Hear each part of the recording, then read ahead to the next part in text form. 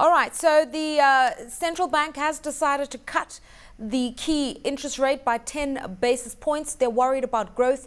They're worried about Europe. It's a divergent trend. Most African central banks have started hiking. Mauritius moving in the opposite direction.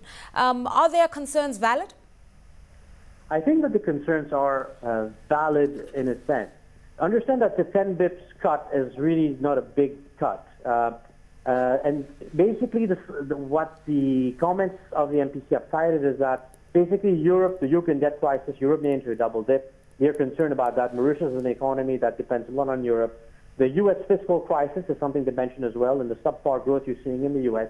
And more importantly as well, the slowing emerging markets growth. I mean, you look at the PMI data in China, you look at the GDP data in India. So things are slowing down. And I think that globally there's been declining inflationary pressures. Now, what the MPC basically says is that the rates are basically broadly in line. So basically 5.5% is something that they view as being in line, and they have sort of cut it by 10 bits to 5.4% just to sort of give a nump to business confidence, which has really fallen off the cliff in the past 6 months. This has been the main issue, and inflation is under control. We expect inflation to be at around 5% by June of next year. And growth, again, is something becoming more uncertain. So I think in Mauritius, which is a very euro-dependent economy, things are changing. All right, let's talk about that dependency on Europe, because there is a sense that the rupee tends to track the euro. Given the volatility we've seen in the European currency, what has that meant for the euro, for the rupee, and what does it mean for doing business in Mauritius? Look, I think that this has been a concern in monetary policy in Mauritius. Mauritius is a country that has a current account deficit that's close to 10%. And basically what has been plugging the gap has been FDI inflows. Most of those FDI inflows have been going to the real estate sector. And one of the things that we're talking about in Mauritius today is, well, where are the new projects going to come from? And that's why the government is announcing all the budgetary measures to sort of stimulate the economy, especially via infrastructure. I think that the rupee will continue to track the euro. That has always been the case.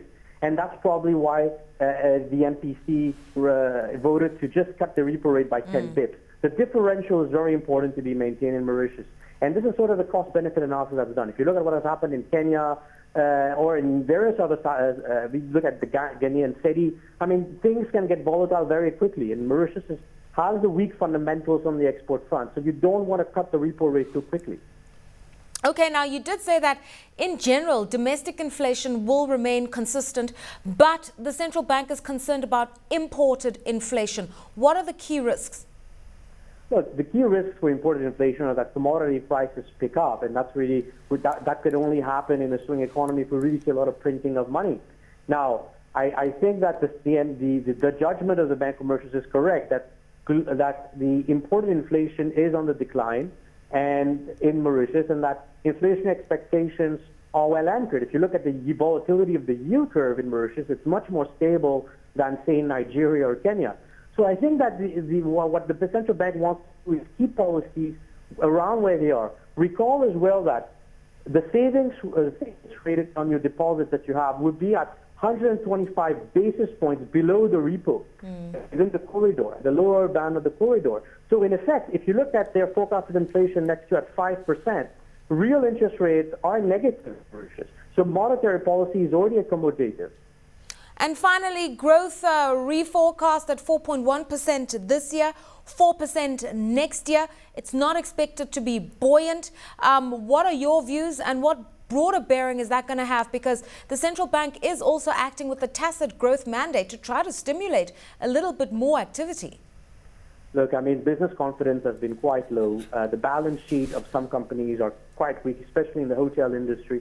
You have 2 of the 3 major listed hotel groups with modified Z scores less than 1, with dismal interest coverage ratios. And so the Bank of Mauritius is looking at this as well and is concerned.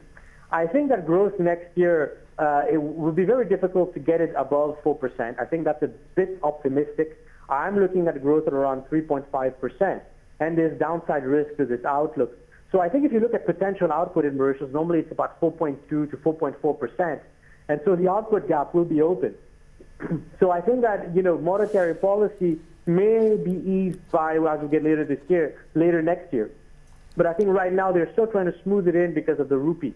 Everybody's concerned about the rupee, so you Right. need to be careful.